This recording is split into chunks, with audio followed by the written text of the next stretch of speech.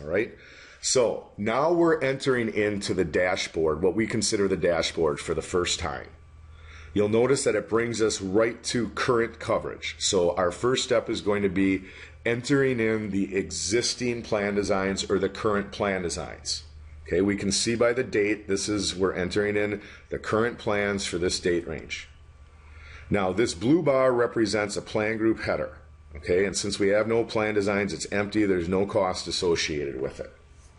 Now when you come in to enter your current plan designs or your existing coverage, you want to avoid clicking on finished entering current plan designs until you have them completely entered in, completely configured, your current is built out. That's when we'll be advancing to the next portion. All right, so the first step is going to be to enter in the current plan designs from our sample employer. Now, if we take a look here, this is the information it makes sense to have available next to you. This is the sample employer information. If you need another copy of this, you can contact us at support@dynamuscorp.com. We can get one right over to you.